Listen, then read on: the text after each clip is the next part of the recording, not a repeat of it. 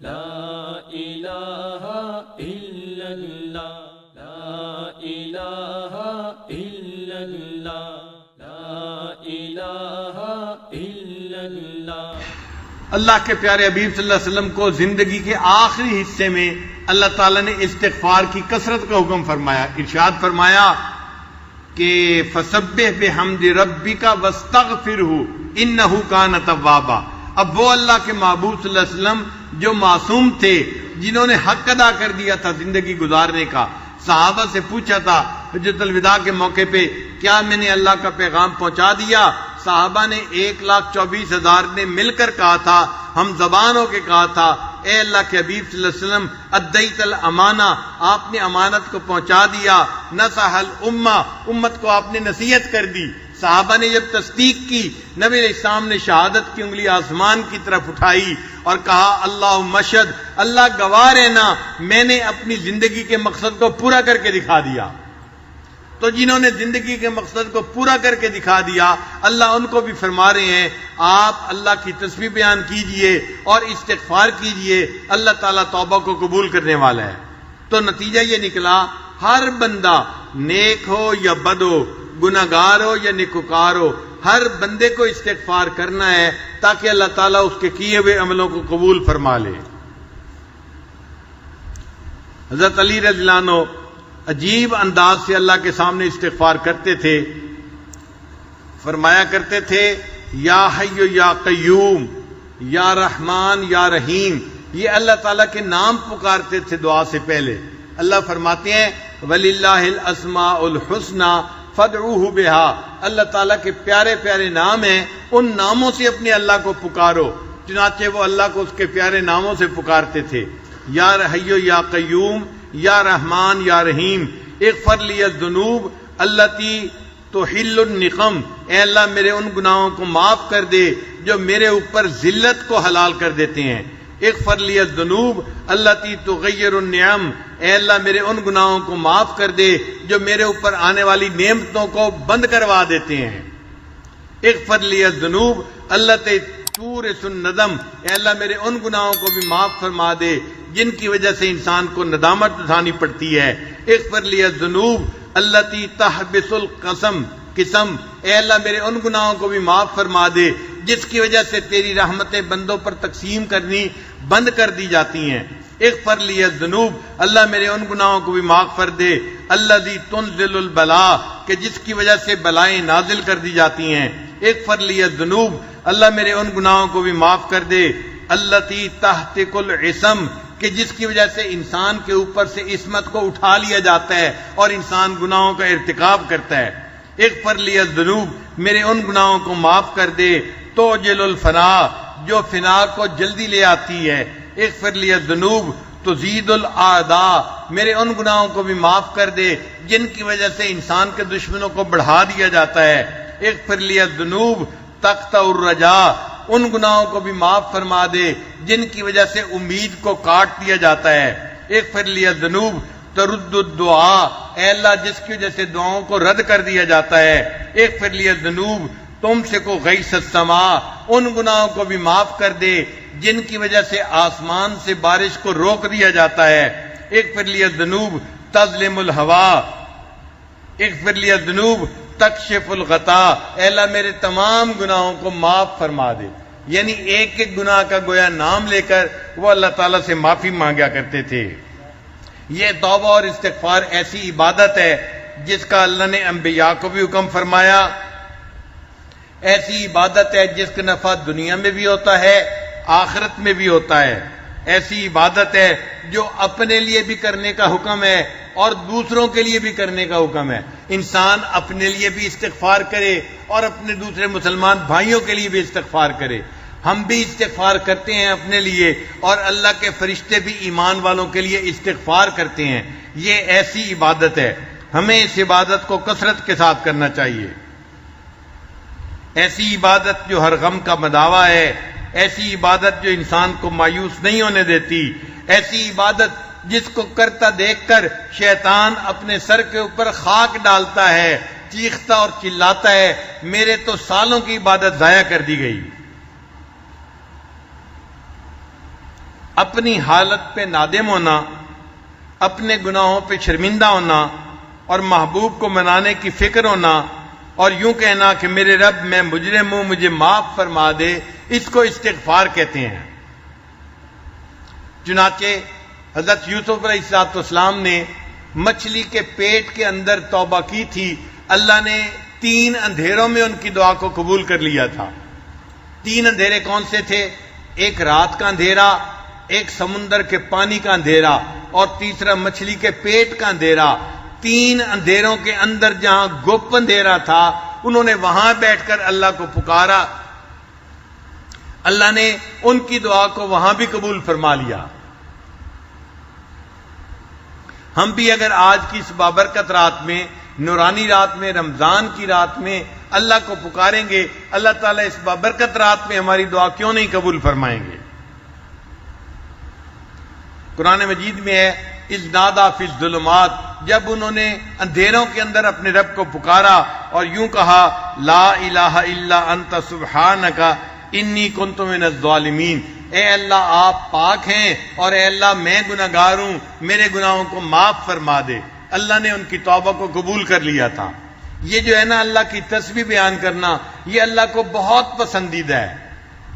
تسبیح پڑھنے کی وجہ سے اللہ نے ان کو مچھلی کے پیٹ سے نکال دیا تھا۔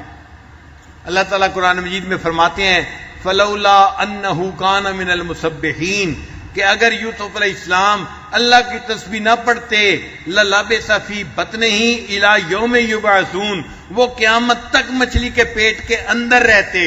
انہوں نے اللہ کی تسبیح بیان کی، اللہ نے مچھلی کے پیٹ سے نکال دیا۔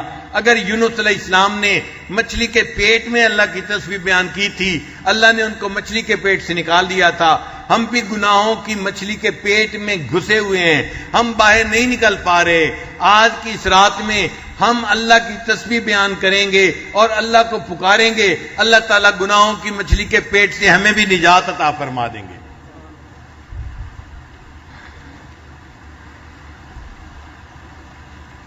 دنیا کا گھر بنانے کے لیے لوگ کتنی مشقتیں اٹھاتے ہیں، کبھی بینکوں سے قرضہ، کبھی لوگوں سے قرضہ، کبھی بزنس والوں سے قرضہ، یوں پیسہ اکٹھا کر کر کے اپنے گھر بناتے ہیں، اور جب گھر بنتا ہے تو کھڑے ہو کے بنواتے ہیں کہ بنانے والے چیزوں کی پرپورشن میں کوئی کمی بیشی نہ کر دیں۔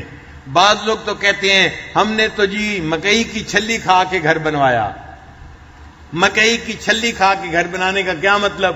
کھانا کھانے کی فرصت نہیں ملتی، بس وہ چھلی منگا لی اور وہیں بیٹھے بیٹھے اس کو کھا لیا، اور اس طرح وہ مجاہدے سے اپنا گھر بنواتے ہیں۔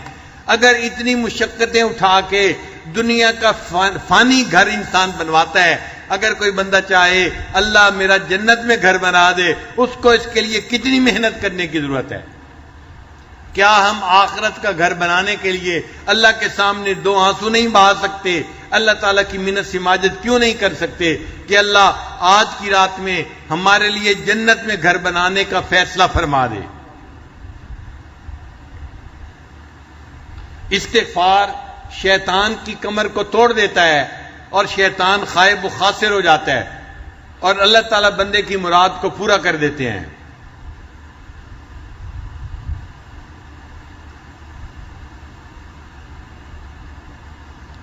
حسن رضی اللہ تعالیٰ عنہ کے پاس ایک بندہ آیا، کہنے لگا حضرت بڑا گنہگار ہوں، کوئی عمل بتا دیں۔ فرمایا استغفار کرو۔ پھر تھوڑی دیر بعد اور بندہ آ گیا، حضرت بڑے دنوں سے بارش نہیں ہوئی، کوئی عمل بتا دیں۔ فرمایا بھائی استغفار کرو۔ ایک بندہ آیا، حضرت میرے پاس مال پیسے کی کمی ہے، تنگی میں گزارا ہو رہا ہے، کوئی عمل بتا دیں اللہ مال میں برکت ڈال دیں، زیادہ مال عطا فرما دیں۔ فرمانے لگے بھائی استغفار کرو۔ ایک بندہ آیا، حضرت میری اولاد نرینہ نہیں ہے، دعا کریں اللہ مجھے بیٹا عطا فرمائے۔ حضرت نے فرمایا بھائی استغفار کرو۔ پھر ایک بندہ آیا، حضرت میرا باغ ہے، دعا کرو اس کا پھل اچھا ہو جائے۔ فرمایا بھائی استغفار کرو۔ ایک بندہ آیا، میری زمین ہے کھیتی میں، زمین میں پانی نکل آئے، فرمایا بھی اس کے لیے استغفار کرو۔ اب جو بندہ پاس بیٹھا ہوا تھا وہ حیران ہوا، اتنے لوگ مختلف مسائل لے کے آئے اور حضرت نے سب کو ایک ہی کام کرنے کا حکم دیا۔ اس نے پوچھا کہ حضرت آپ کو یہ نسخہ کہاں سے مل گیا؟ جو آ رہا ہے آپ اس کو استغفار کا حکم دے رہے ہیں۔ حسن اللہ عنہ نے فرمایا کہ یہ نسخہ میں اپنی طرف سے نہیں بتا رہا، میرے کریم پروردگار نے قرآن مجید میں اس کو بتایا ہے۔ پھر انہوں نے قرآن مجید کی آیت پڑھی، فَقُلْ تَغْفِرُوا رَبَّكُمْ إِنَّهُ كَانَ غَفَّارًا۔ اب غفارہ میں اللہ تعالیٰ بندے کے گناہوں کو معاف کر دیتے ہیں۔ پھر یرسل السماء علیکم مدرارا، اللہ بارشیں بھی عطا فرماتے ہیں۔ وَيُمْدِدْكُمْ بِأَمْوَالٍ، اللہ مال بھی عطا فرماتے ہیں۔ وَبَنِينَ، اور بیٹوں کے ذریعے سے بندے کی مدد کرتے ہیں۔ وَيَجْعَلْ لَكُمْ جَنَّاتٍ، اللہ ان کو باغوں کے پھل عطا فرماتے ہیں۔ وَيَجْعَلْ لَكُمْ أَنْهَارًا، اللہ ان سے زمین سے چشمے اور نہریں کو جاری فرما دیتے ہیں۔ ایک استغفار سے یہ سارے کام ہو سکتے ہیں۔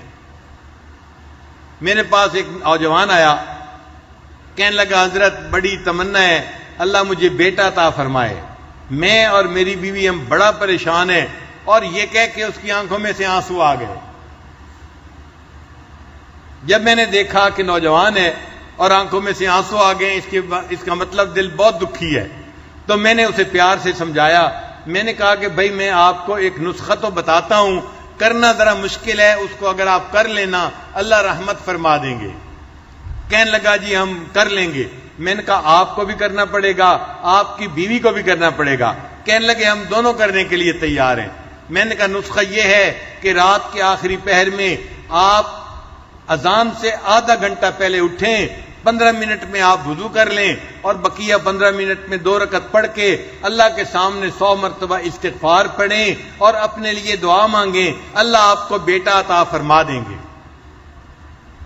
وہ بندہ گھر گیا، اس نے جا کے بیوی کو کہا کہ پیر صاحب نے کہا ہے کہ نسخہ مشکل ہے، لیکن میاں بیوی دونوں اگر کریں تو اللہ مراد پوری کر دیں گے۔ تو بیوی نے کہا کب سے پورا کریں؟ کہنے لگا کل سے کریں گے۔ بیوی نے کہا نہیں آج کی رات سے پورا کریں گے، ہم آج رات بھی تہجد پڑھیں گے اور فجر کی نماز بھی پڑھیں گے۔ وہ فجر کی نماز دونوں مس کر دیتے تھے، سوئے رہتے تھے۔ اب اللہ تعالیٰ کی شان دیکھیں، چونکہ اولاد کی تمنا تھی لہذا انہوں نے تہجد بھی پڑھنی شروع کی، فجر بھی پڑھنی شروع کی۔ ایک تو اللہ نے ان کو اولاد بیٹا عطا فرما دیا، اور دوسرا اس کی برکت سے اللہ نے ان کو فجر کی نماز اور تہجد کی نماز کی پابندی بھی نصیب فرما دی۔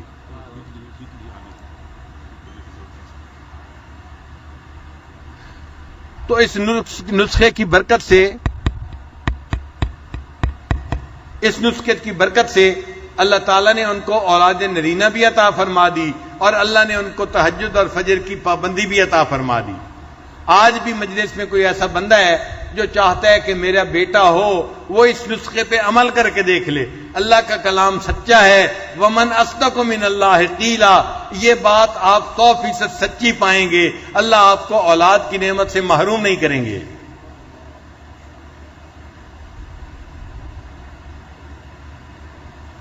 گناہ کرنے کے 3 درجے ہوتے ہیں۔ ایک ہوتا ہے انسان کبھی گناہ کر بیٹھے، اس کو ظالم کہتے ہیں۔ اس کو کیا کہتے ہیں؟ ظالم، کہ یہ اپنی جان پہ ظلم کرنے والا ہے، یہ ظالم انسان ہے جو کبھی کبھی گناہ نیکی بھی کرے، کبھی گناہ کر دے، کبھی نیکی کبھی گناہ۔ تو جو کبھی کبھی گناہ کر بیٹھے اس کو کیا کہتے ہیں؟ ظالم کہتے ہیں۔ اور جو بندہ بڑے بڑے گناہ کرے، چھوٹے نہیں بڑے بڑے گناہ کرے، اس کو ظلوم کہتے ہیں۔ اس کو کیا کہتے ہیں؟ انہو کان ظلوما جہولا۔ تو اس کو ظالم نہیں کہتے، اس کو کیا کہتے ہیں؟ ظلوم کہتے ہیں۔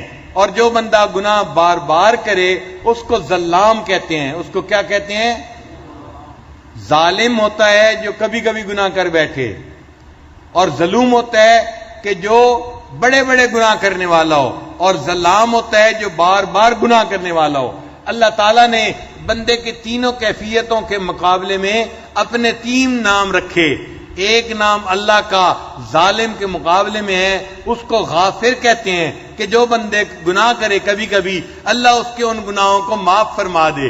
ایک ہے انسان کا نام ظلوم، اللہ نے اس کے بدلے اپنا نام غفور رکھا، چنانچہ جو بندہ بڑے بڑے گناہ کرتا ہے اللہ غفور ہے، اس کے ان گناہوں کو بھی معاف فرما دیتا ہے۔ اور ایک بندے کا نام ہے ظلام. اس کے مقابلے میں اللہ رب العزت نے اپنا نام رکھا غفار. اے میرے بندے تو اگر بار بار گناہ کرے گا میں بھی غفار ہوں, میں تیرے گناہوں کو بار بار معاف فرما دوں گا.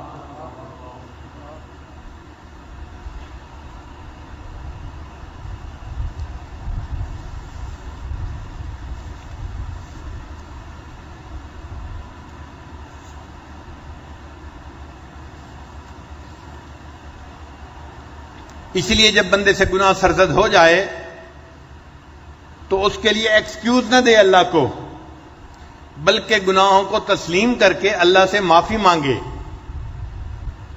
ابو عثمان رحمت اللہ علیہ فرماتے ہیں کہ یقال, یہ کہا گیا, ان آدم علیہ السلام سائدہ بخمسۃ اشیاء, حضرت آدم علیہ السلام 5 باتوں کی وجہ سے سعادت پا گئے. کتنی باتوں کی وجہ سے سعادت پا گئے؟ 5 باتوں کی وجہ سے. پہلی بات اعتراف بالذنب, انہوں نے اپنے گناہ کا اعتراف کر لیا. اے اللہ مجھ سے گناہ سرزد ہو گیا ہے, میں اس کا اعتراف کرتا ہوں. اور دوسرا وندم علیہ, اور اس گناہ کے ہونے پر وہ نادم ہوئے, پریشان ہوئے, پشیمان ہوئے, یہ دوسری بات تھی. اور تیسرا ولام نفسہ, اور انہوں نے اپنے نفس کو ملامت کیا کہ یہ میرا نفس ہے جس کی وجہ سے یہ غلطی سرزد ہو گئی, تو اپنے نفس کو ملامت کی. اور چوتھا وسارا الی التوبۃ, اور توبہ کی طرف انہوں نے توبہ کرنے میں جلدی کی, دیر نہیں کی. اور 5ویں بات ولم یقنط من الرحمہ, اللہ کی رحمت سے وہ مایوس نہیں ہوئے. ان 5 باتوں کی وجہ سے اللہ نے ان کی بھول کو معاف کر دیا اور وہ سعادت پانے والوں میں شامل ہو گئے. شیطان نے بھی گناہ کیا تھا مگر اس نے 5 غلطیاں کر لیں, اور ان غلطیوں کی وجہ سے وہ ہمیشہ کے لیے اللہ سے دربار سے دھتکار دیا گیا. شیطان نے کون سی غلطیاں کی تھیں؟ پہلی بات وشقا ابلیس بخمسۃ اشیاء لم یقر بالذنب, ایک تو اس نے گناہ کا اقرار نہیں کیا. ولم یندم, دوسرا وہ نادم نہیں ہوا. تیسرا ولم یلم نفسہ, اس نے اپنے نفس کو ملامت نہیں کی. پھر چوتھی بات بل اضاف الی ربہ, اس کو اپنے رب کی طرف جو ہے اس کی مضاف کر دیا. اور 5ویں بات فلم یتوب, اور اس نے توبہ نہیں کی. وقانت من الرحمہ, اور اللہ کی رحمت سے مایوس ہو گیا, اللہ نے اسے اپنے دربار سے ہی دھکا دے دیا. تو آج کی رات ہمیں اپنے رب سے اپنے گناہوں کی معافی مانگنی ہے اور اپنے نیک اعمال کی کمی کوتاہی پر بھی معافی مانگنی ہے, تاکہ اللہ تعالی ہمارے گناہوں کو معاف کر دے اور ہماری یہ توبہ کے دروازے کو کھول دے. قرآن مجید میں اللہ تعالی ارشاد فرماتے ہیں قل یا عبادی الذین اسرفوا علی انفسہم, فرما دیجئے اے میرے بندو. یہاں پر ذرا غور کیجئے کہ وہ لوگ جنہوں نے گناہ کیے, اللہ ان کو خطاب کرنے کی بات کر رہے ہیں. تو یوں بھی فرما سکتے تھے ان بندوں سے کہہ دو کیونکہ انہوں نے گناہ کیے. ہم نے دنیا میں دیکھا ہے باپ اگر بیٹے سے کسی غلطی کی وجہ سے ناراض ہو تو بیوی کو کہتا ہے اسے کہو سیدھا ہو جائے, اسے کہو سیدھا ہو جائے. دیکھا بات کا انداز, بات میں اجنبیت ہوتی ہے جیسے تعلق ہی کوئی نہیں ہے. اسے کہو سیدھا ہو جائے ورنہ میں اسے گھر سے نکال دوں گا. اللہ نے گناہ کرنے والوں کو ایسے نہیں کہا کہ انہیں کہو یہ توبہ کر لے. اللہ نے فرمایا قل, میرے محبوب فرما دیجئے یا عبادی, اے میرے بندو. سبحان اللہ, اتنے بڑے گناہ ہونے کے بعد اللہ نے اپنی نسبت سے معروم نہیں کیا, اے میرے بندو. ابھی بھی اللہ میرے کا لفظ استعمال فرما رہے ہیں, اے میرے بندو. الذین اسرفوا علی انفسہم, جنہوں نے اپنی جانوں پر ظلم کیا. لا تقنطوا من رحمت اللہ, اللہ کی رحمت سے مایوس نہ ہونا. انہ یغفر الذنوب جميعا, وہ تمام گناہوں کو بخشش کرنے والا ہے. انہ هو الغفور الرحیم, بے شک بڑا غفور بھی ہے اور بڑا رحیم بھی ہے. لہذا چور ہو یا ڈاکو ہو, شرابی ہو یا زانی ہو, جھوٹا ہو فریبی ہو, جواری ہو نشئی ہو, ظالم ہو قاتل ہو، بدکار ہو اور خائن ہو، مشرک ہو یا کافر ہو، کوئی بھی ہو، اگر وہ توبہ کرے گا اللہ تعالیٰ اس کی توبہ کو قبول فرما لیں گے۔ بعض لوگ اپنے گناہوں سے تنگ آ کے کہتے ہیں جی میں تو دعا مانگتا ہوں اللہ مجھے موت دے دے۔ حدیث پاک میں ہے تم اللہ سے موت نہ مانگو، لا یتمنی احدکم الموت، تم میں سے کوئی بندہ اپنے موت کی تمنا نہ کرے، اما محسنا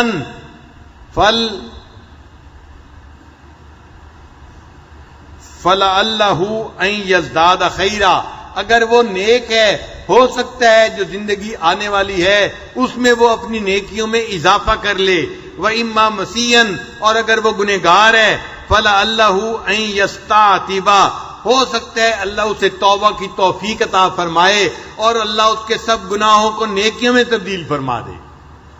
اس لیے موت کی تمنا نہیں کرنی چاہیے بلکہ اللہ سے اپنے گناہوں کی معافی کی تمنا کرنی چاہیے۔ ایک صحابی نے نبی علیہ السلام سے پوچھا، اے اللہ کے حبیب صلی اللہ علیہ وسلم اگر میں گناہ کروں گا تو کیا گناہ لکھا جائے گا؟ نبی علیہ السلام نے فرمایا لکھا جائے گا۔ اے اللہ اگر میں توبہ کروں گا، فرمایا مٹا دیا جائے گا۔ اے اللہ کے حبیب صلی اللہ علیہ وسلم اگر میں پھر گناہ کروں گا، نبی علیہ السلام نے فرمایا پھر لکھا جائے گا۔ اس نے کہا پھر توبہ کروں گا، فرمایا پھر مٹا دیا جائے گا۔ اس نے کہا پھر گناہ کروں گا، فرمایا پھر لکھا جائے گا۔ اس نے کہا کیا پھر توبہ کروں گا تو مٹا دیا جائے گا؟ نبی علیہ السلام نے فرمایا ہاں پھر مٹا دیا جائے گا۔ ولا یمل اللہ حتی تملو، اللہ اس وقت تک نہیں تھکتا جب تک کہ تم توبہ کرتے کرتے نہیں تھک جاتے۔ جب اللہ معاف کرتے ہوئے نہیں تھکتے، ہم معافی مانگتے ہوئے کیوں اللہ سے تھک جاتے ہیں؟ تو ہمیں چاہیے آج کی رات میں اللہ سے خوب یقین کے ساتھ معافی مانگیں تاکہ اللہ ہمارے قصوروں کو معاف کر دے اور ہمیں اللہ تعالیٰ اپنے معاف کیے ہوئے گنہگار بندوں میں شامل فرما دے۔ قرآن مجید میں ہے فَفِرُّوا إِلَى اللَّهِ، اللہ کی طرف فرار اختیار کرو، دوڑو اللہ کی طرف۔ ہم اللہ کی طرف بھاگیں آج کی رات میں، اے اللہ ہم آپ کی بخشش کی طرف بھاگ کے آ رہے ہیں، ہمیں آپ کی رحمت چاہیے، بخشش چاہیے، اے اللہ ہمیں اپنی بخشش اور رحمت سے نواز دیجیے گا۔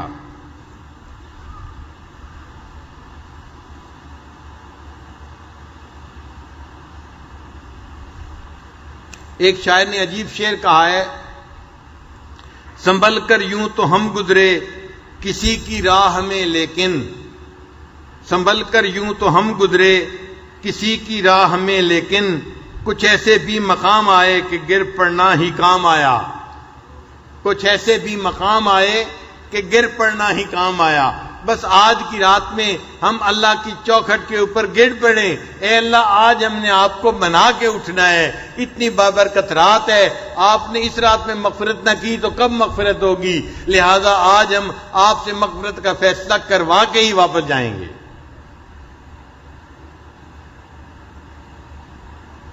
کشف المحجوب میں علی اجویری رحمۃ اللہ لکھتے ہیں کہ ایک بزرگ تھے، وہ فرماتے ہیں مجھ سے ایک دفعہ گناہ ہو گیا، میں نے توبہ کی، پھر گناہ ہو گیا، پھر توبہ کی، پھر گناہ ہو گیا، پھر توبہ کی، گناہ ہوتا رہا، میں اللہ سے معافی مانگتا رہا۔ وہ کہتے ہیں کہ میں نے 70 دفعہ وہ گناہ کیا، جب 70ویں دفعہ پھر میں نے معافی مانگی، اللہ نے 71ویں دفعہ اس گناہ کو کرنے سے میری حفاظت فرما لی، پھر میں نے پوری زندگی اس گناہ کو کبھی نہیں کیا۔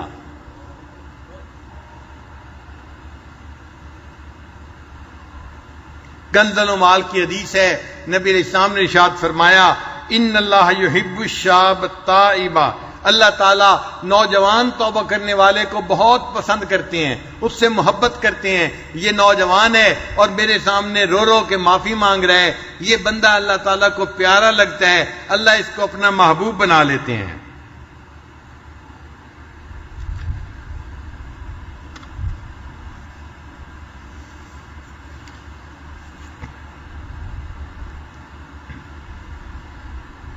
اس لیے جو بندہ استغفار کی کثرت کرتا ہے وہ مستجاب الدعوات بندوں میں شامل ہو جاتا ہے۔